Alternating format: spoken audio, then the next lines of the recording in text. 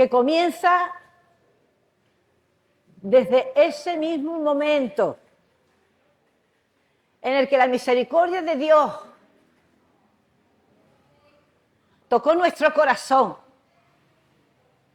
y pudimos ver su grandeza y nuestra pequeñez. Y pudimos arrepentirnos aún más, sin tener entendimiento. Pudimos decir, Señor, tú eres el que has sido y serás por siempre. Tú eres nuestro Creador y Redentor. Jesucristo, el Cordero de Dios, que se hizo presente un día en nuestra vida, que pudimos sentir la liberación de nuestra alma, de toda condenación, un nacimiento de nuevo, por una fe viva que tocó nuestro corazón y pasamos de muerte a vida. Y todo este nuevo nacimiento que hemos experimentado fue para que esa semilla comenzara a crecer, una semilla de fe. Y se nos leía ayer cómo hay una fe infantil y hay una fe madura. Y yo estaba meditando esta noche en esta palabra y me gusta leer la palabra, pues la palabra tiene autoridad. Nosotros hablamos de la inspiración y está bien, porque no hay tiempo muchas veces, pero la palabra tiene autoridad. Vamos a leer esos pasajes de Zacarías y de María. Cómo hay una fe en Zacarías de servicio y en María hay una fe de entrega. La fe madura es la fe de entrega. Una fe más infantil y madura es una fe de servicio. Es como Marta y María. Ambas tenían fe. ¿Os acordáis de la historia? María preparaba la casa, el servicio, venía el Señor. Era una fe, pero era una fe que tenía que ser purificada. Había demasiada emoción, a un juicio. María tenía una fe de entrega. Dejaba el control de las cosas y podía descansar. A la fe que Dios nos quiere llevar es una fe de descanso.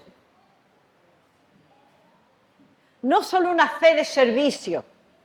Y tú sigues con tus preocupaciones. ¿Cómo lo haré? ¿Cómo lo solucionaré? ¿Cómo resolveré el problema? Es una fe que aún tiene que ser purificada de las propias emociones que nos involucran en este camino, que somos nosotros. Pero qué glorioso nuestro Señor, que inicia estos pasos desde que somos bebés en Cristo y comienza a estimularnos y a atraernos a Él, a darnos hambre de Él, para poder crecer en una fe, como dice el apóstol Pablo, y ahora lo leeremos también, más preciosa que el oro. La fe a la que Dios nos está disponiendo en este tiempo es una fe de descanso. Es una fe que cuando tú te acuestas por la noche y tienes toda esa lista de incógnitas que no entiendes, que no sabes cómo se van a solucionar, que pueden turbar tu alma, y en vez de caer en la tentación de dar vuelta y buscar recursos, te rindes, como María, a los pies del Señor. Y con todo el descuadre de la situación en la que tú te encuentres, descansa, porque Él está en control. Esta es la fe a la cual Dios nos quiere llevar.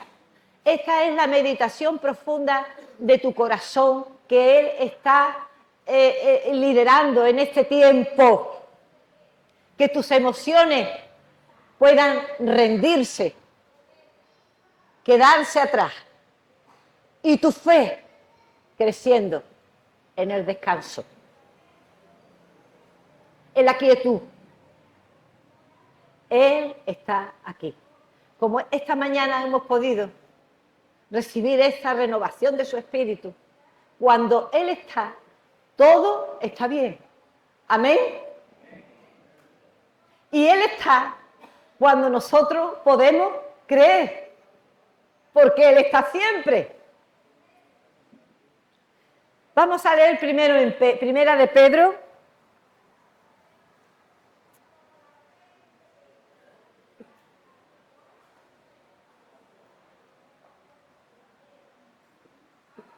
Capítulo 1.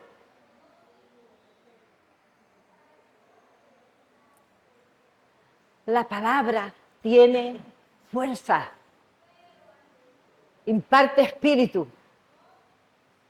Nosotros podemos compartir la inspiración, que el Espíritu de Dios trabaja en nosotros, pero su palabra nos da inspiración a todos juntos para que Él pueda desgranar en ti, conforme a tu necesidad, la impartición de vida que tú necesitas en estos momentos. La línea de fe, el hermano ha traído esta línea, increíble para el hombre natural. No hablamos, no nos ponemos de acuerdo, y el Señor tiene la misma palabra en el corazón nuestro, de unos hacia los otros. Fe, era esta mañana lo que el Señor hablaba en mi corazón para compartir con vosotros. Fe, más preciosa que el oro, que en crecimiento, sacándonos de nuestras luchas, de donde no podemos, de nuestra turbación al descanso. Si algo, hermano, tiene de positivo viajar aquí en esa avioneta, os voy a decir que la media hora esa es la meditación casi más profunda que yo suelo tener, aunque lo intento muchas veces, porque es real. En esos momentos, hermano, dice tú, ves las nubes a un lado, ves las nubes a otro. En una ocasión vimos una tormenta que se acercó y aquello empezó así. No sabes si es este viaje. Estamos por fe. Y yo doy gracias a Dios que en esos momentos el Espíritu te inspira y te guarda en fe. Yo no sé si me va a guardar en el aterrizaje o me va a llevar con él. Tiene que estar dispuesto. ¿Entendemos lo que estamos hablando? En esos momentos ha habido un espacio en mi corazón de descanso en el que yo he podido ver: suelta a los hijos, suelta tu casa, suelta todo. No nos podemos llevar nada. Entonces, ¿qué quiero decir con esto? Nuestra vida es un entrenamiento de soltar y se acaban las preocupaciones, porque por fe vivimos y en la fe existimos y somos de Él por la fe para una esperanza viva. Es un ejercicio, ¿entendéis? Estoy aquí, ¿por qué? Porque la voluntad de Dios quiere que yo esté aquí con vosotros. Porque soy un rebaño del Señor en contamana. Y nosotros como ovejas venimos a ser pastoreados por nuestro pastor celestial en estos días. Porque Él es el que pastorea, hermano. Por eso venimos. Porque tenemos necesidad del pan de vida, del pan nuestro de cada día, que Él nos lo da, juntos, porque no dice mi pan, dice pan nuestro. Y cuando podemos venir y compartir de diferentes lugares, de diferentes culturas, de diferentes formas, soltando, Él nos vivifica. Él se mueve en su pueblo. Él nos renueva y aún hace más de lo que nosotros podemos entender. Por eso estamos aquí. Porque le amamos. Por una fe que obra por el amor. Una fe en crecimiento. Una fe que nos está sacando de nuestros recursos pobres. Hermano, si tú te agarras a la silla de la avioneta, puede hincarle las uñas al asiento y eso no te salva. ¿Entendemos? Pero así estamos en la vida muchas veces. Estamos agarrando lo que no nos puede salvar. El dueño de la avioneta es Él. El dueño de tu circunstancia es Él. Y pensamos que agarrando esto de esta manera, recurriendo en esta solución, quizás agarrando el asiento, hincándole las uñas, pero eso no te salva. La avioneta, tu vida, tus circunstancias están en la mano de Dios y lo creemos por fe.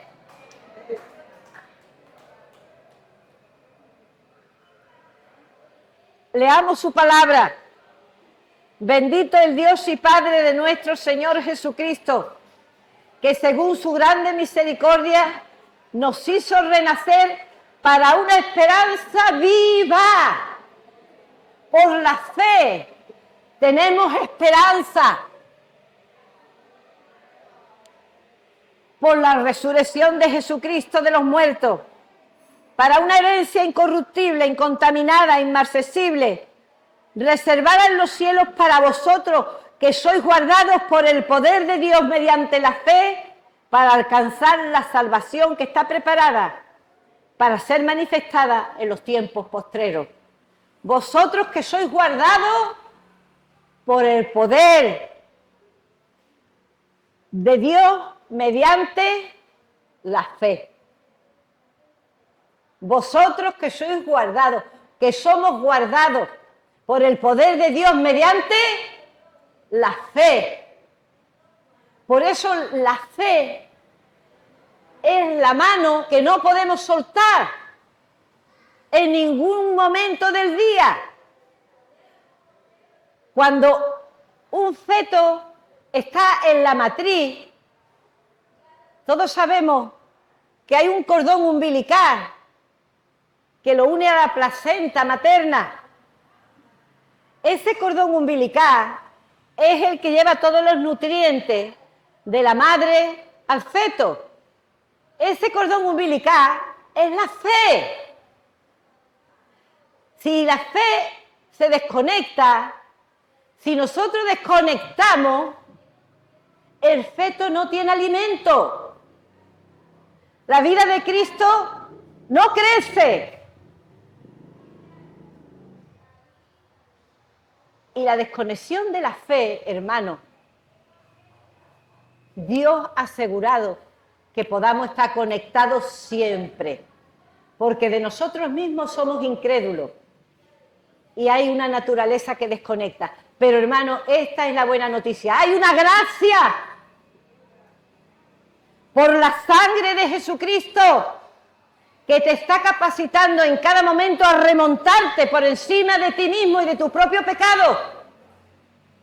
Por la fe estás vivo, eres salvo. Por la fe, a través de la gracia. Salvos por gracia, a través de la fe. Dice, y en esto por lo cual os alegráis, aunque ahora por un poco de tiempo, si es necesario tengáis que ser afligidos de diversas pruebas. Un poquito de tiempo hay pruebas.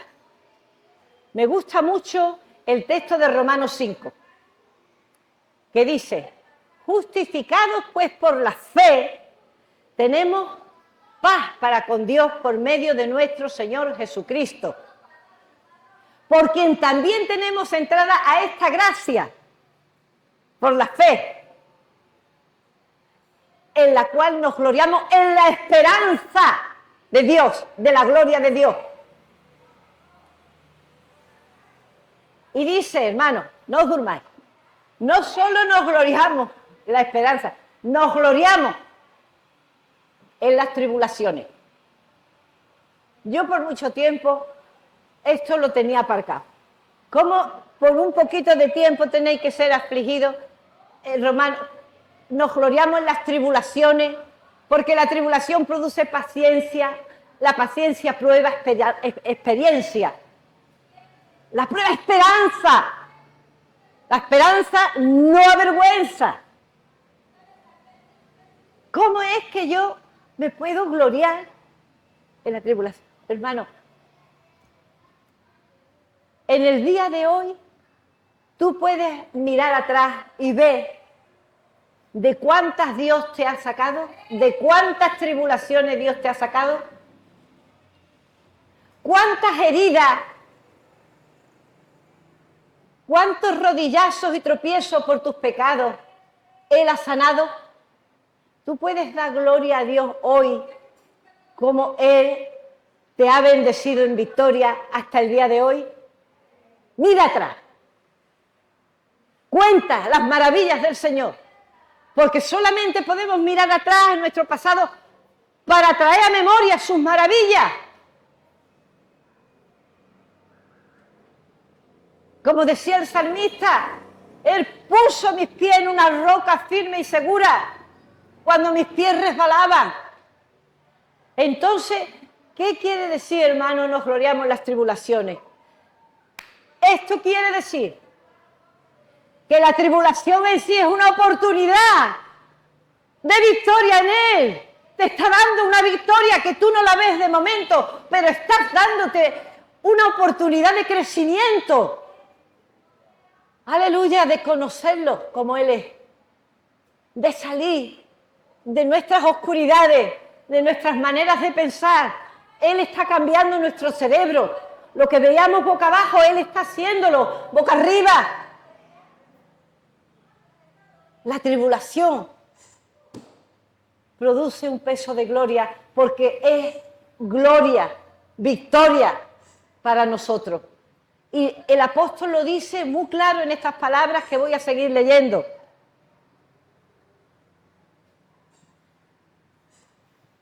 Aunque ahora os alegráis, pero por un poco de tiempo, es necesario que tengáis que ser afligidos en diversas pruebas, para que sometida a prueba vuestra fe, una fe que tiene mucho contenido humano, emocional,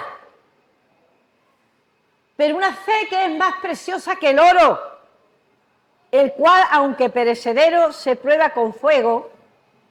Esta fe sea hallada en alabanza, gloria y honra cuando sea manifestado Jesucristo. Tú y yo necesitamos crecer en fe para esta manifestación gloriosa de Jesucristo. Hermanos queridos, no sé cuál es tu tribulación en este momento. ¿Cuál es tu dolor?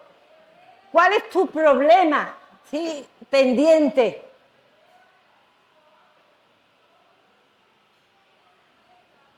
Pero por el Espíritu, pidámosle, permíteme, Señor, gloriarme en estos momentos de dificultad, sabiendo que esto produce en mí peso de gloria. Peso de gloria. No es para una frustración, no es para un dolor sin sentido, es por un propósito eterno en el que yo estoy viviendo una vida de resurrección. Son dolores de parto con una esperanza. La diferencia del sufrimiento en Cristo, hermanos, con el sufrimiento por el pecado, el sufrimiento por el pecado es mucho mayor. No hay esperanza, te destruye. Pequeño placer inmediato, pero luego te destruye. El sufrimiento por Cristo es estrechar tu carne, pero en la gloria de tu rendición a su voluntad, hermano. La gloriosa experiencia que podemos en esta hora abrazar, tener expectativa de un abrazo, hermano, es poder entrar en su voluntad como la meta más alta en tanto el Señor nos tenga en este cuerpo. Abrazar su voluntad es la fe madura, es la fe de entrega, es la fe de María. No solo una fe de servicio, una fe. Sigamos y terminemos para pasar a lo otro con esta escritura. Para que sometida a prueba vuestra fe, mucho más preciosa que el oro, el cual, aunque perecedero, se prueba con fuego, sea hallada en alabanza, gloria y honra, cuando sea manifestado Jesucristo, a quien amáis sin haberle visto, en quien creyendo, aunque ahora no lo veáis, os alegráis con gozo inefable y glorioso, obteniendo el fin de vuestra fe, que es la salvación de vuestras almas. Hermano, su palabra es completa.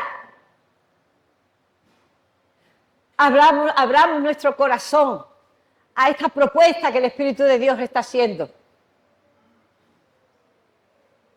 elevándonos cada día, en cada momento, en cada incertidumbre. La palabra de fe, ese cordón umbilical que nos conecta a la vida, que nos nutre. Todo está bien, porque Cristo reina. Todo está bien, porque Cristo reina. Se leía ayer en Lucas 1, en Lucas 2, estos dos aspectos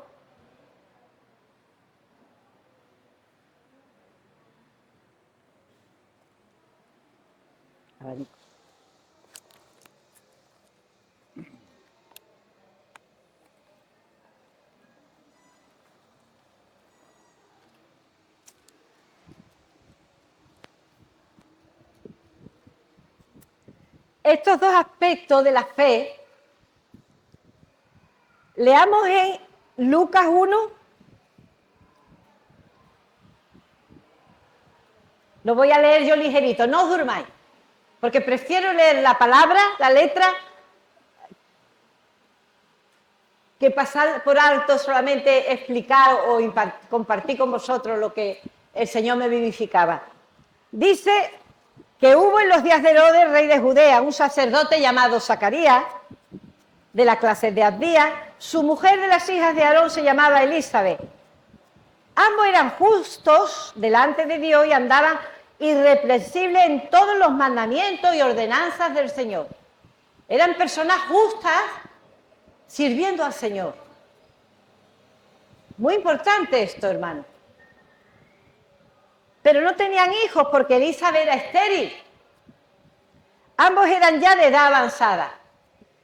Ellos servían al Señor, tenían ese cometido, pero había en Elizabeth había una cosa sin resolver.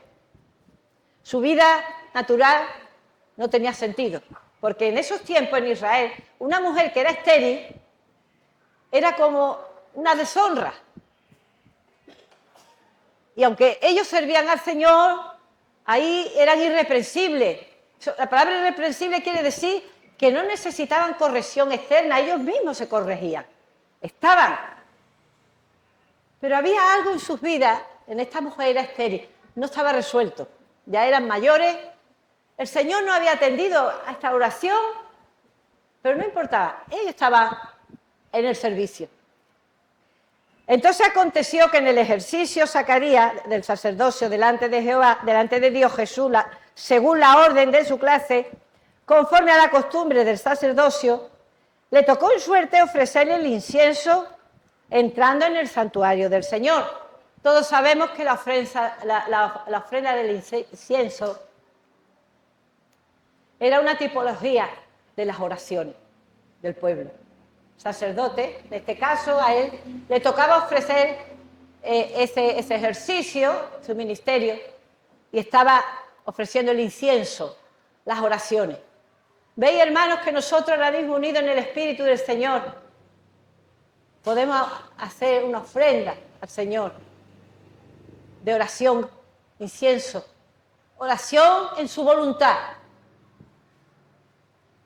Señor, tú sabes cuál es mi esterilidad, tú sabes, Señor.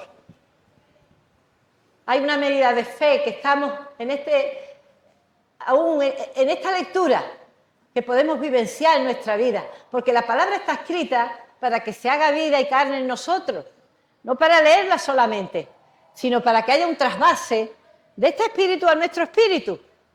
Y entonces nosotros estamos siendo convertidos de natural al propósito eterno espiritual que Dios tiene, de fe, viviendo por fe.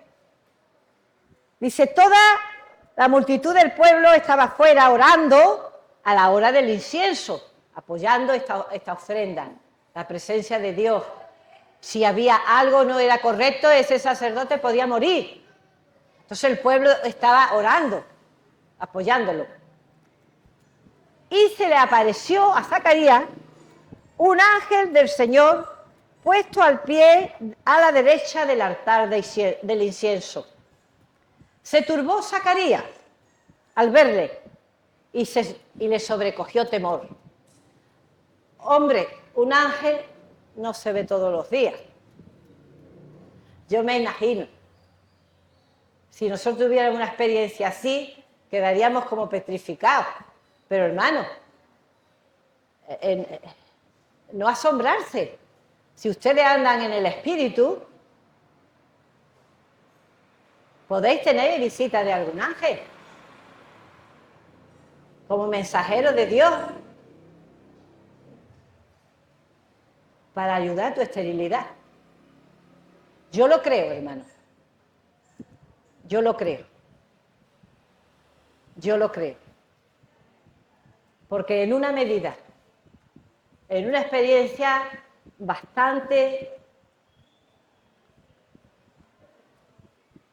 de bastante zarandeo,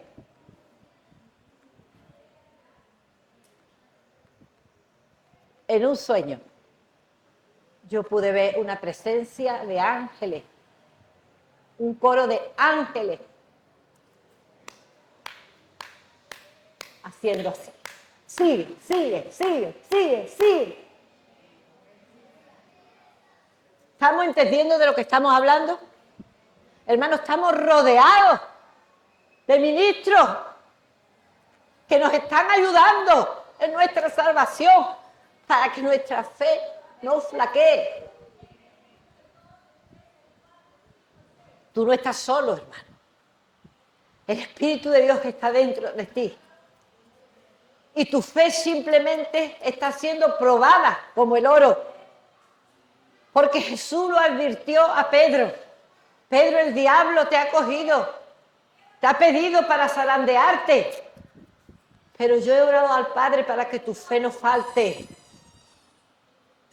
Todo esto está dicho para que estemos gozosos, aún sin verle, creyendo sin verle, pero en una esperanza viva, hermano.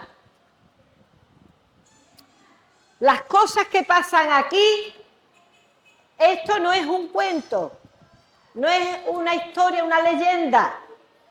Esta palabra es espíritu y verdad.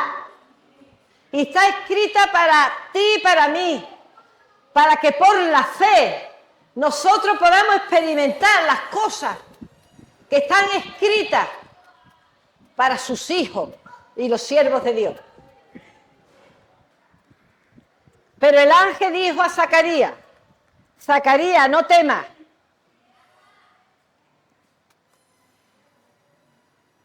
Porque tu oración ha sido oída. y tu mujer Elizabeth te dará a luz un hijo y llamarás su nombre Juan. Esto es muy importante, hermano. Tú tienes que estar llamando a la puerta, pasando 3 niveles de fe, pidiendo, buscando, llamando, hasta que tú tengas un testimonio de que Dios ha oído tu oración. Voy a intentar buscar un versículo, creo que está en Primera de Juan, que confirma esto que estamos diciendo.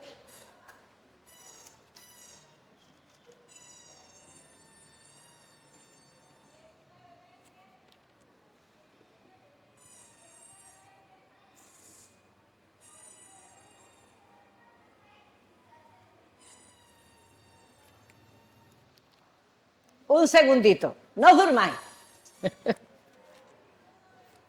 A ver si lo encuentro.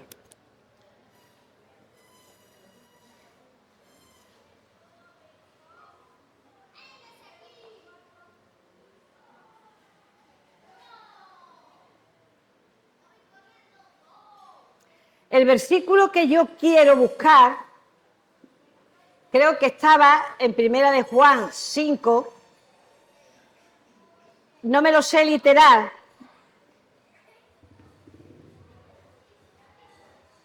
pero dice algo así, y no acabo de encontrarlo, dice,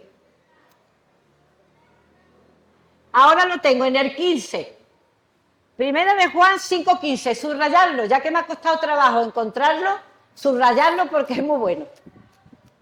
Subrayarlo.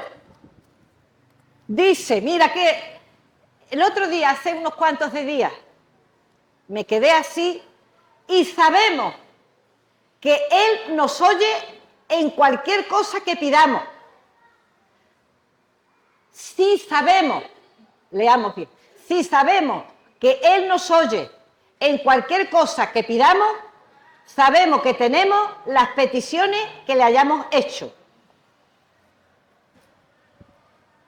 La oración es una escalera, y es una escalera que a veces tiene muchos niveles. Acordaros lo que el Señor Jesús le dijo acerca del juez injusto y la viuda, que no nos cansáramos en el orar día y noche, que vuestro Padre Celestial está esperando una oración de convicción propia, porque Él está atento, pero necesita que nuestra fe madure para producir en las respuestas, porque si no, aún no nos a ver si lo digo, no entenderíamos esa respuesta, no la veríamos, porque cuántas veces no somos conscientes de las cosas que Dios hace a nuestro favor. Pedimos algo, se nos olvida y a los 3 días sucede. Y ya se nos había olvidado. Pero Dios quiere producir una fe que conecte vida con vida y permanezca. Por eso este versículo que dice, si sabemos, o sea, si tú has tenido una convicción de que esa oración Dios la ha oído,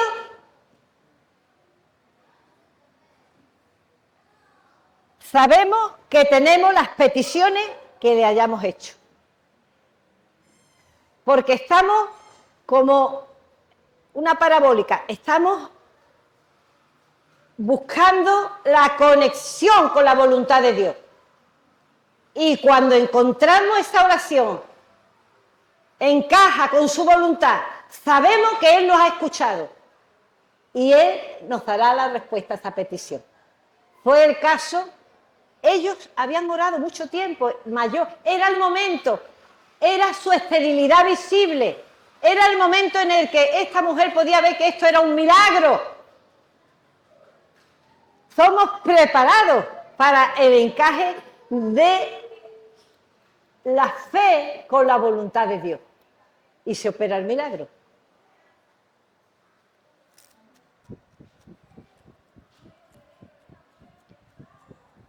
El ángel dijo, Zacarías, No temas porque tu oración ha sido oída. Y tu mujer Elizabeth te dará a luz un hijo y llamará su nombre Juan. Por repetir un poquito más este aspecto de la fe. Aquello en lo que tú estás en esta hora trabajando tu fe, reconectando con la voluntad de Dios, pidiendo al Señor que te dé la mansedumbre, la capacidad de rendición, para que esta oración, esta necesidad de tu alma profunda pueda ser oída y respondida. Hermano, no desistamos.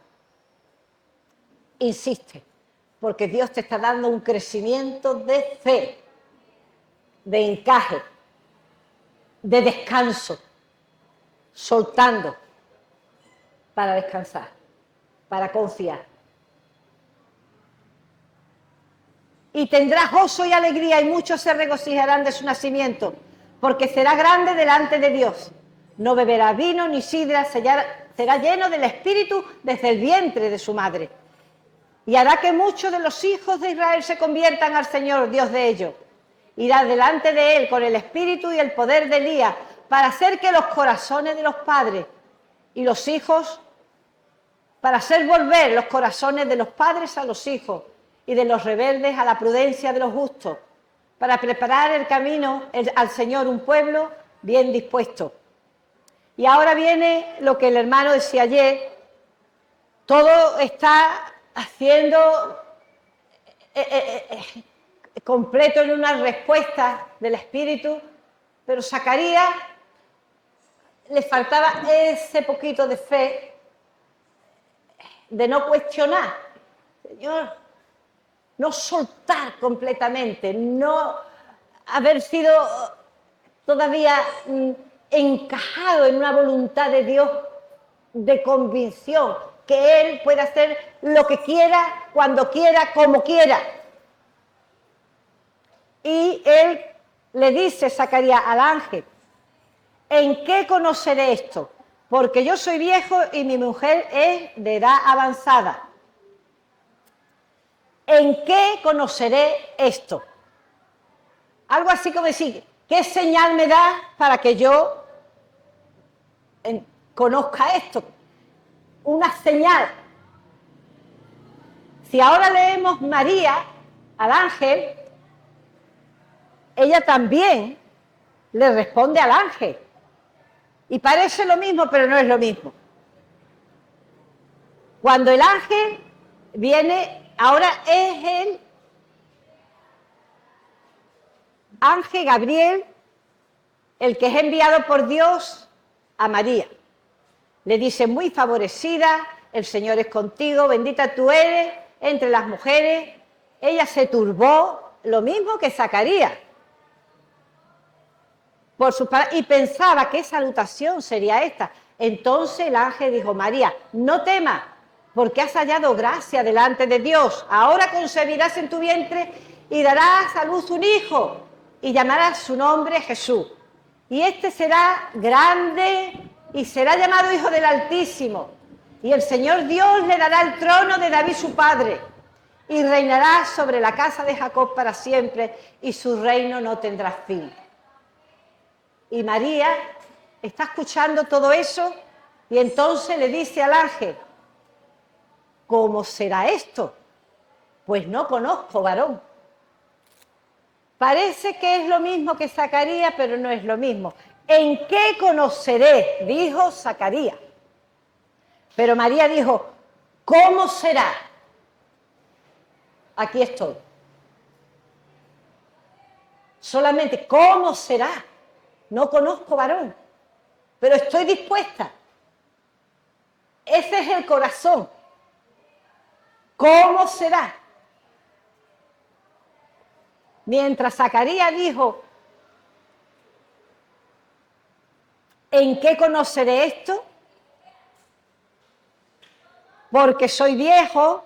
Mi mujer de edad avanzada. Respondió el ángel y le dijo: yo soy Gabriel, que estoy delante de Dios y he sido enviado para hablarte y darte buenas nuevas. Y ahora, la señal: quedarás mudo y no podrás hablar hasta el día en que esto se haga, por cuanto no creíste mis palabras. Había una fe con duda, un sí pero no. ¿Os identificáis ustedes con esto? Un creo pero ¿qué señal hay? Un sí pero no. Entonces el Señor, como conoce nuestro corazón, nos está madurando, llevando poco a poco en un ejercicio de soltar, soltándolo poco para un día soltarlo mucho. Aquí está, Señor, tuyo soy. María de jovencita estaba ejercitada en esto, porque María, posiblemente María, seguramente cierto, María estaba orando al Señor cuando el ángel se le apareció. Era una muchachita que tenía su relación con el Dios eterno, con el Dios de Israel. Y en esa relación de intimidad, Dios conocía el corazón de esa jovencita, iba a responder. ¿Y qué iba a decir? Que sea hecho. Sin incredulidad. Hermano, yo deseo esto para mi vida. ¿Tú lo deseas? Porque esto va a traer mucho descanso a nuestra alma. El encaje con su voluntad. Encajar cada día con la contrariedad, con la tribulación, leyendo más allá de lo que ven nuestros ojos, leyendo el mensaje de victoria que Dios tiene detrás de cada prueba de tu vida. Porque yo os digo, esta jovencita, si hubiere simplemente dado a su mente un poquito de vislumbre, yo no conozco varón, ¿cómo será? Porque si ella quedaba embarazada y ella estaba desposada con José, eso quería decir que estaba en una relación antes de matrimonio, como un noviazgo de prueba y de espera de consumación de matrimonio. Y ella sabía que un embarazo en esas condiciones, si José la repudiaba, ella iba a ser apedreada. Ustedes saben eso, ¿no? Soltar. Tremendo. Pero estos ejemplos, como esto no es por capacitación natural ni porque uno sea más, sino que es por una administración de fe, al leer esto que se produce ahí, el Espíritu de Cristo que está dentro de ti está tomando de este nutriente de fe y está haciendo posible que tú estás creciendo en un deseo de naturaleza, de rendición, como el Hijo que se engendró en María y aún la propia naturaleza de María al recibir la visitación del Espíritu Santo. Deseamos, este es el hambre y sed de justicia. Esta es la justicia para el reino. Un anhelo de que la obra sea consumada, una fe madura, un encaje en su voluntad, un ser tuyo, Señor, y no mío.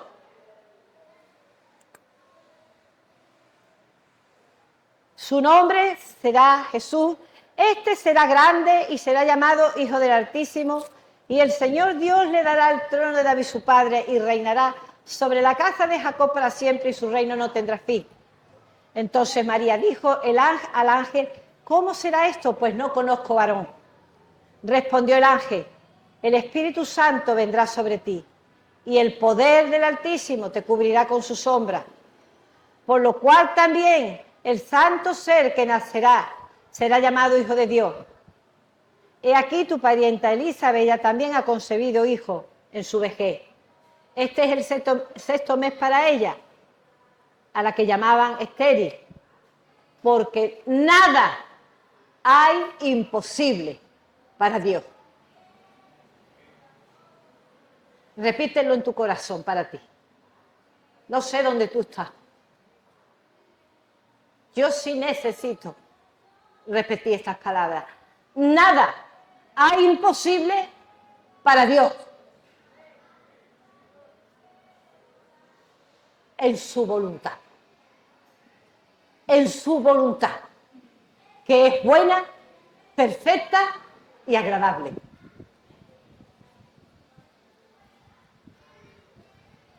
Entonces María dijo: he aquí la sierva del Señor, hágase conmigo conforme a tu palabra.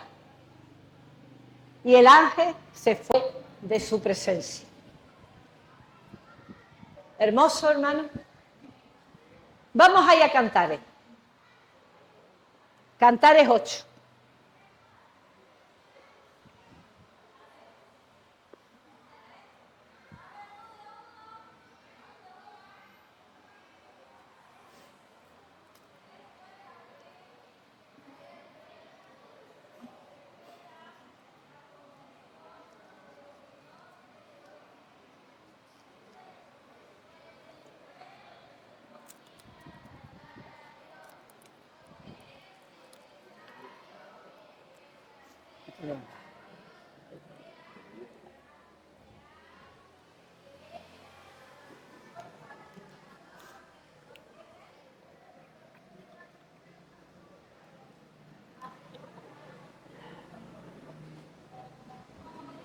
Cantares 8, vamos a leer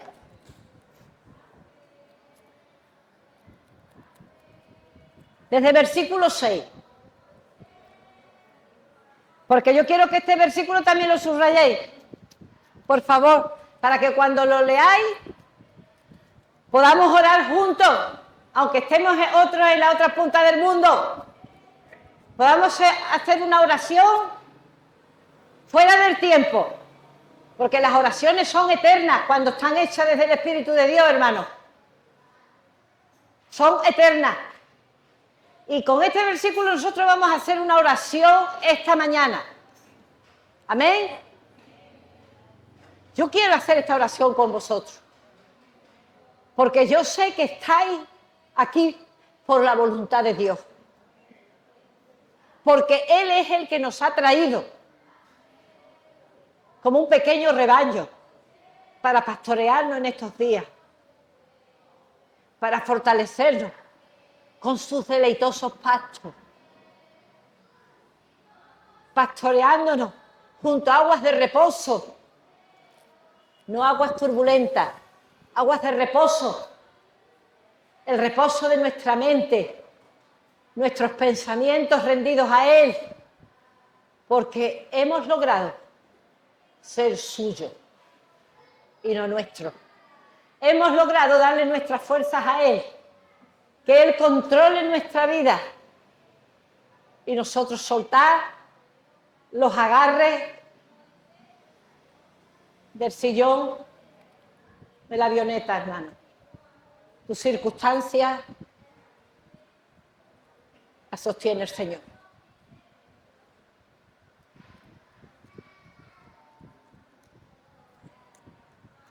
Ponme como un sello sobre tu corazón, como una marca sobre tu brazo. Mira qué oración.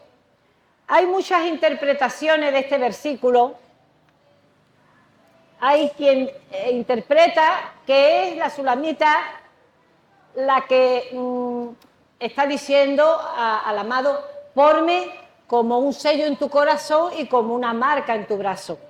Pero según los originales, es una petición del amado a la amada. El Señor a su amada. El Señor personalmente a ti. Ponme como un sello sobre tu corazón. Podemos decirle: Señor, sella mi corazón contigo. Séllame mi corazón, que no sea para otro Dios que no seas tú.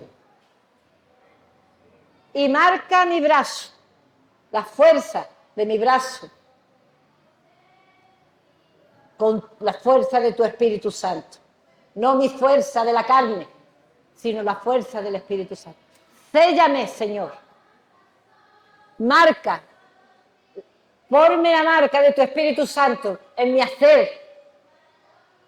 Porque la petición del Señor aquí es: ponme como un sello sobre tu corazón.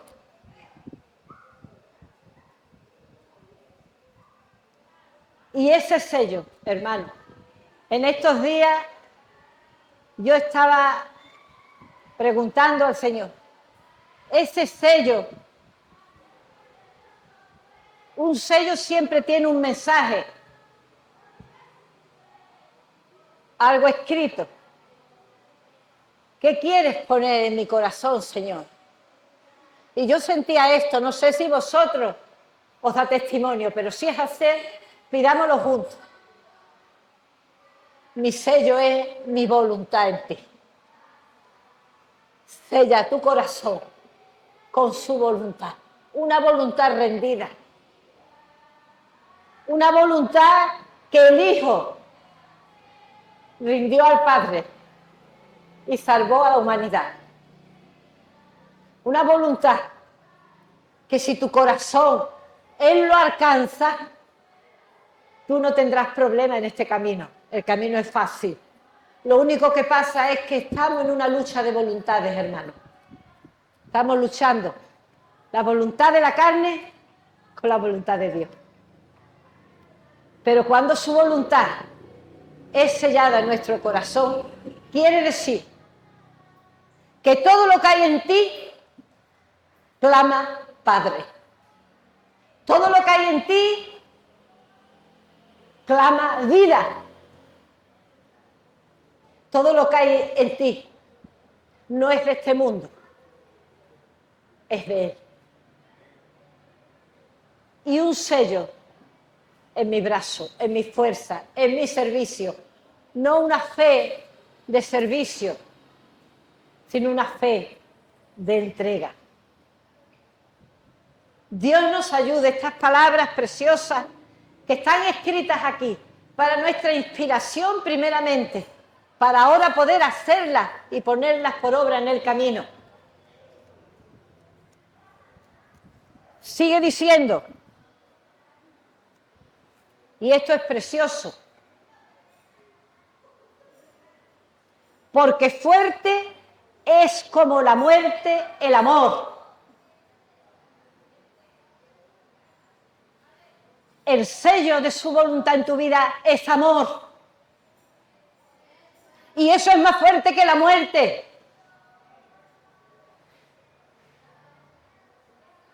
Las muchas aguas no podrán apagar el amor, ni lo ahogarán los ríos.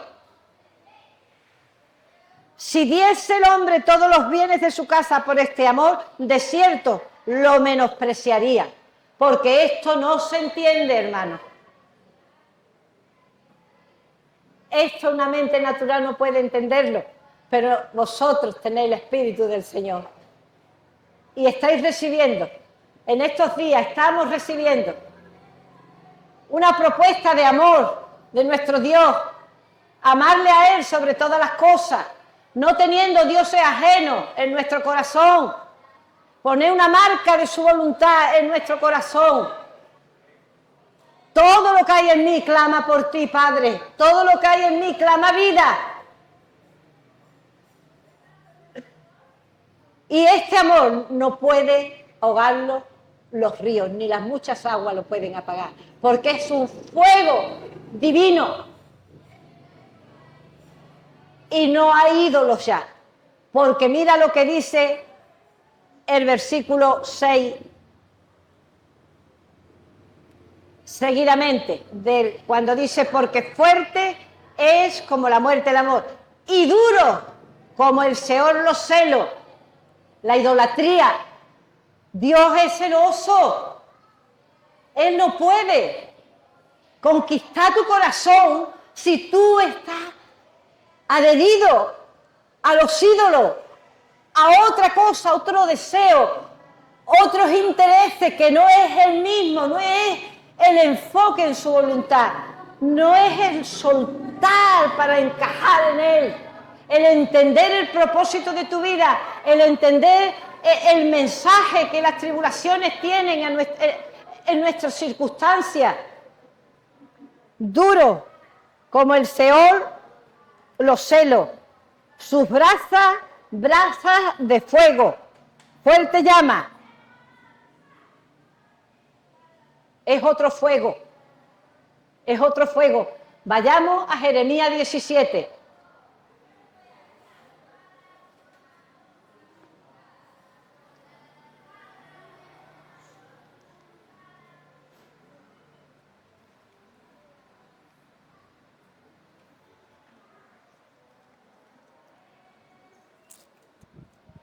En Jeremías 17 hay un título que dice: el pecado escrito en el corazón de Judá. Queremos entregar nuestro corazón al Señor en esta mañana. Séllame, Señor, séllame, Señor, porque la ausencia de ese sello, ¿sabe lo que ocasionó en el pueblo de Judá?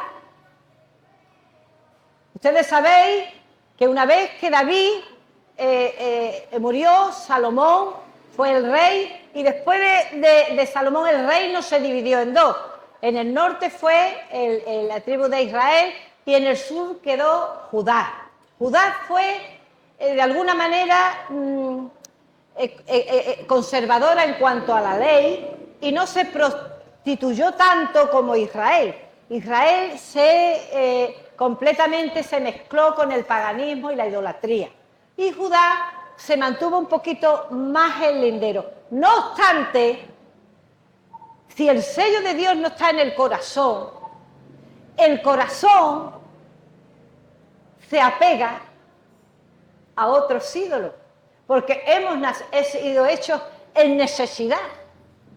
Si no es Dios el que habita en nuestra casa, otros habitarán la casa. Los extraños habitarán la casa. La idolatría, los ídolos, no son las imágenes de la Virgen, del no sé cuánto, del santo de no sé qué. Eso no, esos son los ídolos, esos son los más inofensivos. Los ídolos fuertes son la obstinación, el salirme con la mía, mi voluntad por encima de todas las voluntades y la rebelión. Esos son los ídolos que cogen tu corazón y el mío y nos destruyen. Por eso tenemos que ser muy temerosos de Dios y poder darnos la vuelta constantemente y enfocarnos en Él.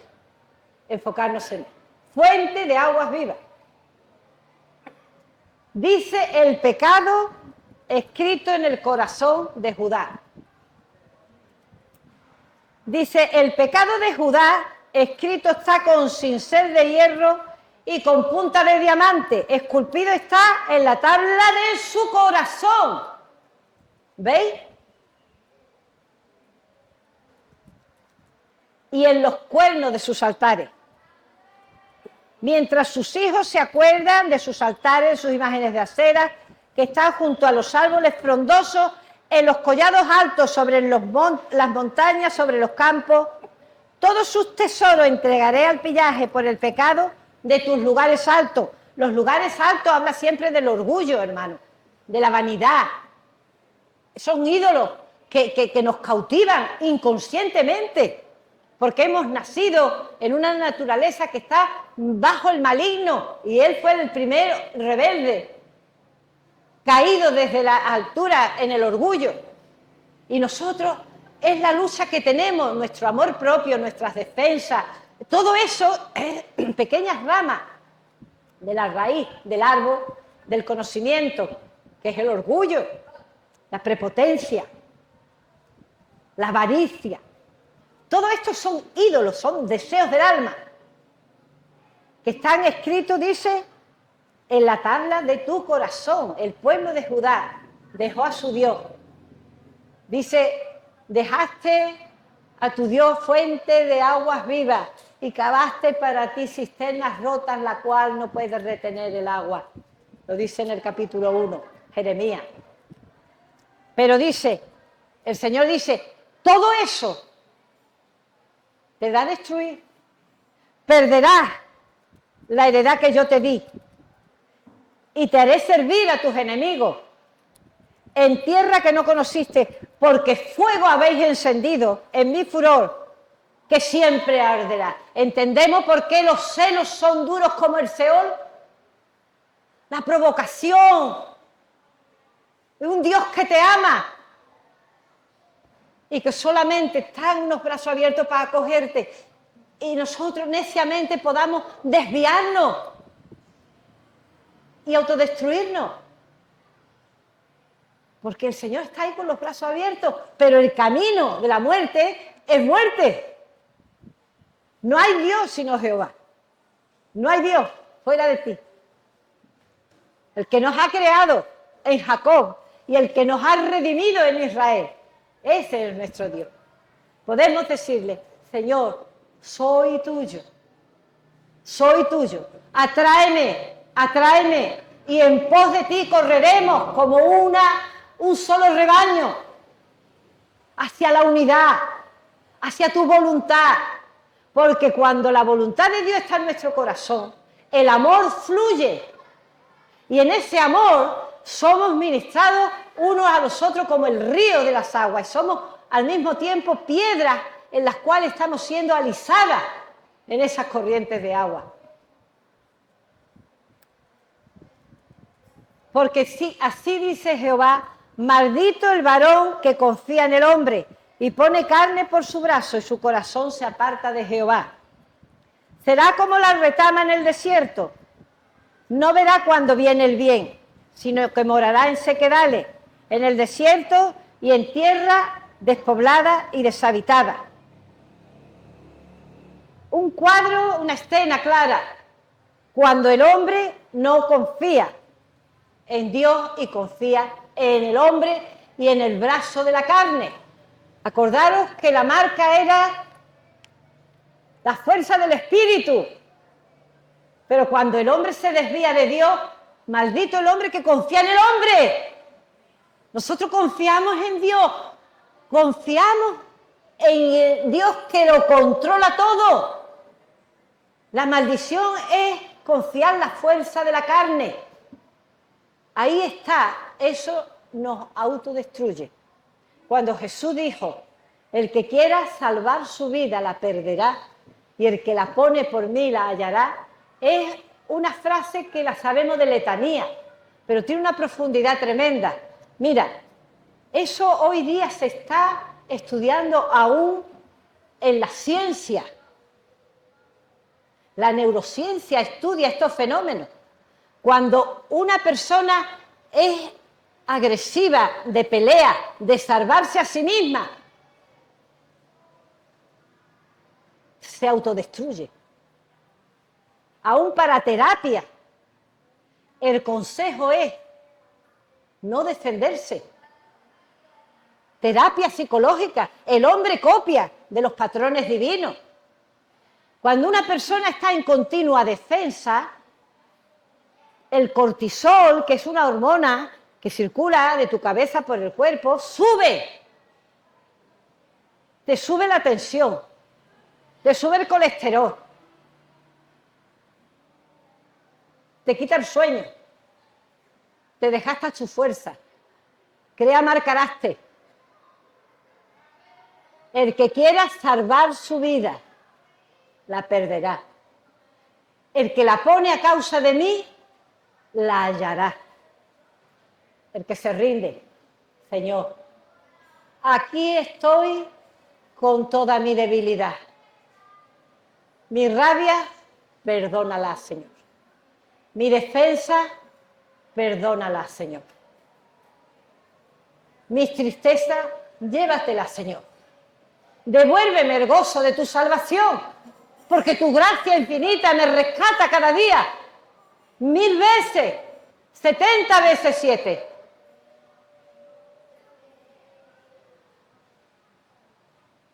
Se ha descubierto, hermano. Cuando Jesús le dijo a Pedro, y Pedro le preguntó, ¿cuántas veces perdonaré a mi hermano que pecare contra mí? Porque esta es nuestra real batalla, es la defensa unos contra otros. Me hizo, no, me miró, no lo miró. El perdón es la naturaleza divina que está creciendo en nosotros y eso tiene que estar grabado en nuestro corazón porque esa es su voluntad, que nos perdonemos unos a otros. Pero esto no puede volverse como un ritual teórico, sino tiene que venir a una práctica. Estaban los discípulos peleándose entre ellos ahí cuando sucede, no lo vamos a buscar en el Evangelio, que Pedro le dice, Señor, cuando peque mi hermano contra mí, ¿cuántas veces yo tendré que perdonarle? 7. ¿Y el Señor qué le dijo? Bien. ¿Sabéis qué ha descubierto la ciencia? Para que tu cerebro genere nuevas neuronas en un nuevo circuito neuronal, en una nueva corriente de pensamiento, necesita 490 microdecisiones y tu cerebro cambia. ¡Hala! Se forma estructura cerebral nueva, hermano. Como cuando tiene una herida no se forma la cicatriz, crece tejido nuevo, tu cerebro cambia. Cuando 490 veces tú decides microdecisiones, perdono y no hablemos más. Y se lo dices a tu cabeza, perdono, lo suelto y descanso contigo. Una fe de descanso. 490 veces, demostración científica, por imagen, cerebro creado nuevo. Nunca más tendrás que perdonar esa ofensa. Estará hecho. Y vendrá y dice el enemigo, ya no tiene parte en mí. Esto está hecho. ¿Estamos viendo de lo que estamos hablando? Esto es transformación. Esto es crecimiento. Esto es esperanza. Si hacemos lo que Él dice. Por eso nuestra oración esta mañana es, séllame con tu voluntad. Tuyo soy, Señor, y no mío.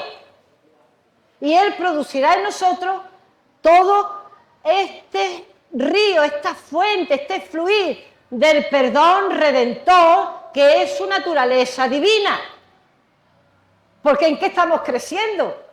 En perdón y en amor, por la fe que obra por el amor. Pues el que es maldito porque confía en el hombre, dice que viene el bien y no lo ve. Esto es un problema. Yo creo que todos tenemos experiencia de esto, ¿no? Tienes el bien y no lo ves. ¿Sabes? Porque estás amargado. El amargado no ve el bien. Lo tiene aquí y no lo ve. Porque su corazón está revuelto en la idolatría, en otros deseos, otros dioses, otras orientaciones, otras emociones que no han venido a la bendición. Un clamor. Tuyo soy, Señor. Hecho está, porque la palabra de fe es poderosa. Andamos por fe, no por vista, no por valores propios, sino remontándonos en su gracia. Una vez y otra vez que caes. 7 veces cae el justo, 7 veces se levanta. El número 7 es muy importante en la Escritura. ¿Sabéis? Para una persona se desintoxique de alcohol y droga, ¿cuántos días tiene que estar en ayuno? 21. Esto también es ciencia. Aquellos que son tratados con tratamientos de desintoxicación por droga, por alcohol, por pornografía, necesitan 21 días de ayuno. 7, 7, 7. Y su cerebro puede generar algún cambio. ¿Estamos entendiendo que la ciencia simplemente está cogiendo los patrones divinos? Y nosotros, a las 2 o 3 veces que lo intentamos, pues ya nos frustramos y decimos, oh, esto no va. Y el Señor nos levanta otra vez. Gracias al Señor por su Espíritu. Gloria a Dios que nos levanta y nos levanta. Amén. Hermano, su gracia es infinita. 7 veces cae el justo. ¿Y qué hace? Se queda ahí. Se levanta. Para cualquier pecado que te esté enganchando en este tiempo, hermano. Si tú tienes un enganche a alguna cosa, no lo sé. Hoy día da miedo. Porque en este bolsillo que se lleva el móvil hay toda clase de vicios que te pueden coger. Si estás luchando con algún enganche, alguna adicción, ponte delante del Señor.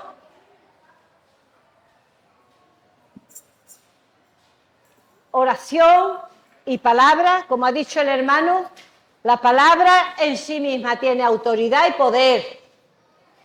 Conságrate 21 días. Toma vacaciones, haz lo que sea. Pero si tú 21 días los apartas para el Señor, si puedes tener una ayuda espiritual que te apoye, muchísimo mejor si lo hace contigo. Muchísimo mejor. Nos necesitamos. Mejor 2 que 1. Porque si uno cae, el otro le sostiene. Esos 21 días de terapia te desintoxica. Debilita ese pecado en ti de manera que te pone en un punto cero que puedes comenzar a andar en fortaleza en Dios. Su gracia. Pero tienes que tener 21 días de consagración en el que tu cerebro necesita ser restaurado, porque hay marcas que el pecado hace y te esclaviza. ¿Estamos entendiendo? El ayuno no es solamente no comer comida, es ayuno del pecado, es ayuno del vicio, es ayuno de aquello que te esclaviza. La ciencia descubre que 21 días de ayuno de una adicción te regenera tu cerebro. ¿Amén? Copiando del patrón divino. Y como vemos que el malo no ve ni el bien siquiera, vamos a ver ahora el que confía en Jehová. Bendito el varón que confía en Jehová y cuya confianza es Jehová, porque será como el árbol plantado junto a las aguas, que junto a las corrientes echarán sus raíces. No verá cuando viene el calor, ni su hoja, sino que su hoja estará verde, y en el año de la sequía no se fatigará, ni dejará de dar fruto. Preciosas promesas. Me encanta cuando dice que está junto a las corrientes, que junto a las corrientes echa sus raíces. Hermano, las corrientes es una tipología muy preciosa de cómo nuestro cerebro debiera funcionar. Nuestros cerebros son corrientes en las cuales transitan pensamientos. Cuando el Espíritu de Dios está inspirando, esos pensamientos son corrientes de agua que van siempre cuesta abajo, siempre van hacia abajo. Eso nos habla que el Espíritu de Dios siempre nos va a guiar por el camino de la humildad. Las corrientes del Espíritu, si veis un río, visualizad un río que va cuesta abajo, hay piedras, ¿verdad? El agua no se queda rezagada ahí en la piedra, sigue fluyendo, bordea la piedra y sigue, coge siempre el camino más bajo. Esta debe de ser nuestra tónica de pensamiento, siempre fluyendo, eludiendo obstáculos, no entreteniéndonos en las turbulencias, en aquello que perturba nuestra alma. Siempre un fluir, una mente siempre sujeta al Espíritu de Dios, fluyendo en una corriente de agua que no se para, que no se entretiene, que no se desconecta. Esto es una mente sana. Si tú te paras en el chisme, en lo otro, en la distracción que te cautiva, tu cerebro está diseñado para fluir, pero tú puedes quedarte en el atasco, en el momento que te desconectas de esta libertad en el Espíritu de su gracia, fluyendo. Deja la distracción, deja la preocupación, deja lo que no puedes arreglar, deja el pecado, deja todo aquello que va a hacer que tu vida espiritual se estanque, tus pensamientos sean una carga emocional que Dios no quiere para ti. Dios quiere que tú seas en un corazón vivo, alegre, como las promesas que nos dice esta palabra, que viene el calor y no lo ve. El que confía en la carne viene el bien y no ve el bien, pero el que confía en Dios viene la calor y no la ve. ¿Por qué? Porque sus raíces, su fluir, está en las corrientes de las aguas. Y las corrientes de las aguas nos está hablando del confiar en Dios, de dejar sueltas las cosas y siempre hacia la humildad, no reteniendo, no luchando.